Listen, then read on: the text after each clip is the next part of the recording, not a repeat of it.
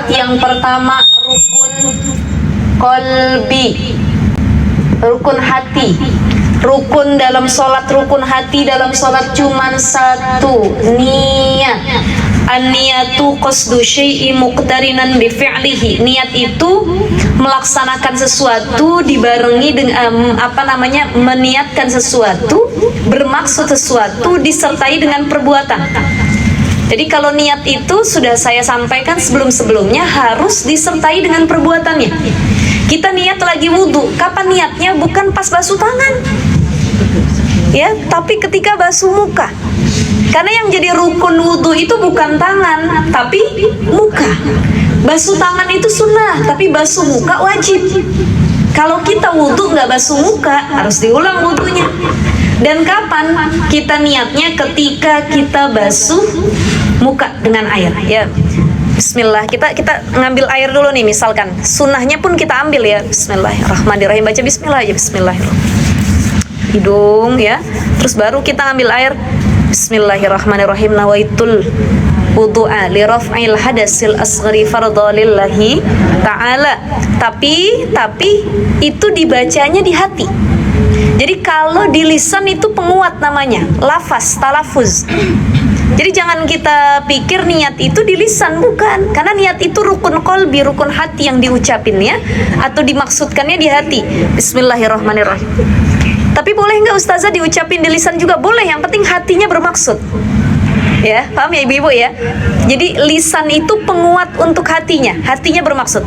Saya niat wudu menghilangkan hadas kecil karena Allah Ta'ala gitu, pas basuh muka. Nah sekarang kita niat sholat kapan? Sebelum takbir ustazah, itu namanya talafuz, ya. Bismillahirrahmanirrahim. Musolli fardhu zuhri arba rakatin mustaqbilal qiblati adan lillahi ta'ala. Allah. Itu namanya talafuz. Kalau dalam mazhab Syafi'i, talafuz itu sunnah. Untuk menguatkan nih, kita biar nginget nih, kita mau sholat apa nih? Zuhur kah, asar kah, subuh kah? Kita baca lafazin tadi. Cuman yang diterima bukan yang diucapin, tapi yang dalam hati. Dan kapan niat dalam sholat? Ketika tangan kita mengangkat Allah. Ini bedanya ngangkat takbir perempuan sama laki-laki ya. Bedanya ngangkat takbir perempuan sama laki-laki.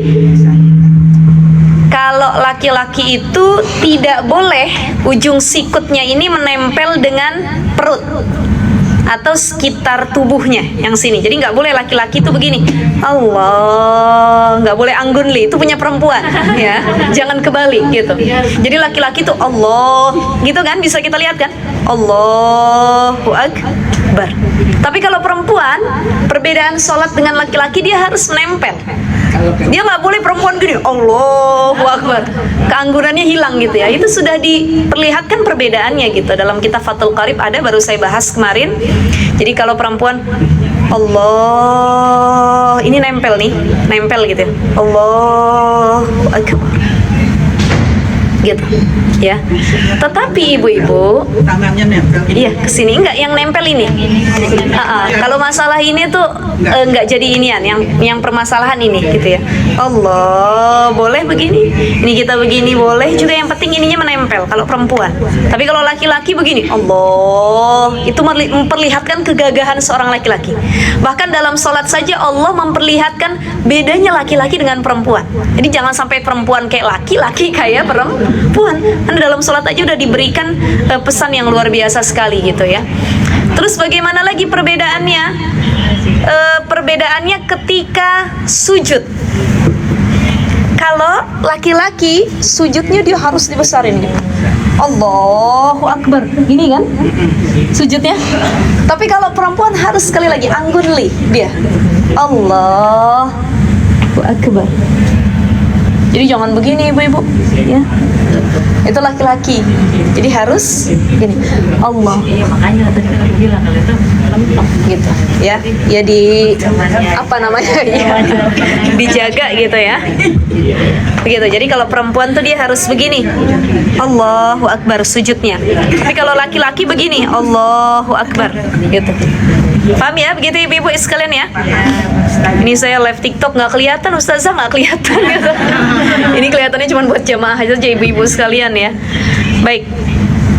Apalagi perbedaan sholat laki-laki dan perempuan selain gerakan takbirnya adalah tadi suara. Ya, kalau perempuan berjamaah dengan yang bukan mahramnya maka suaranya harus dikecilkan. Tapi kalau perempuan berjamaah dengan sama perempuan atau saat sendirian boleh dia untuk mengeraskan suaranya. Apalagi perbedaannya saat terjadi kekeliruan pada imam. Kita jadi makmum nih. Imam kita salah, dia lupa tasyahud misalkan.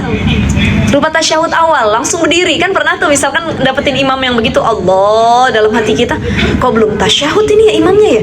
Awal. Atau imamnya salah baca surah. Ya, misalkan makmumnya nih orang hafal Quran juga, orang hafal Quran, imamnya juga hafal Quran, tapi satu momen atau ketika imamnya lupa, salah bacaannya. Kan kita ngingetin.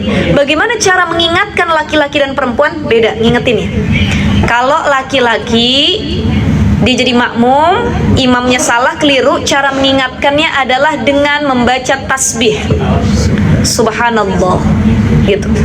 Tapi membaca tasbihnya pun harus diniatkan dua, yaitu mengingatkan dan bertasbih. Kalau cuma niatnya ngingetin, sholatnya batal.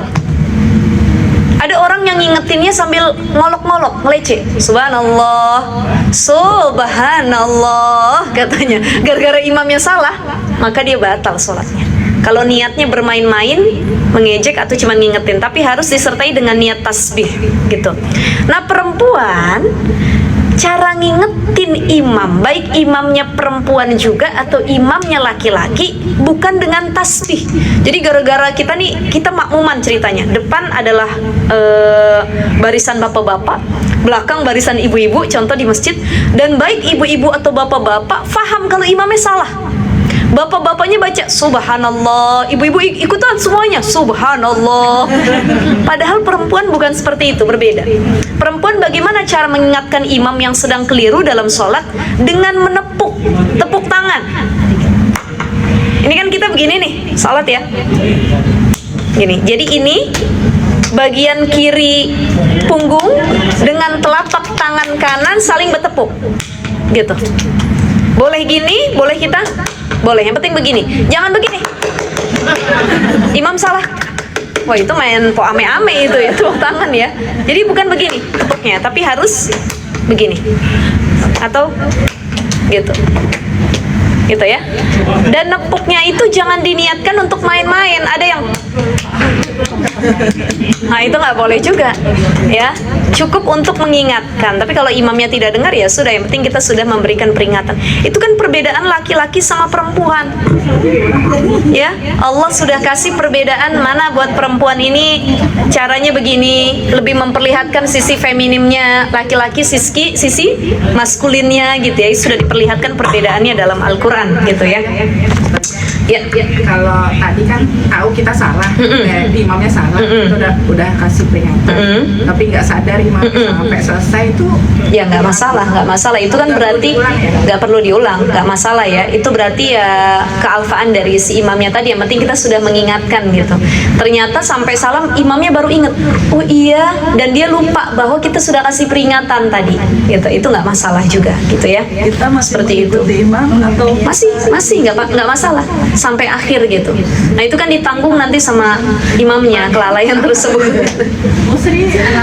Waalaikumsalam warahmatullahi wabarakatuh. Mangga ibu, mangga silakan duduk. Sini aja. Maaf ya. Sini bu, Sini aja ditarik. Gak enak nanti punggungin. ya begitu ya teman-teman sekalian.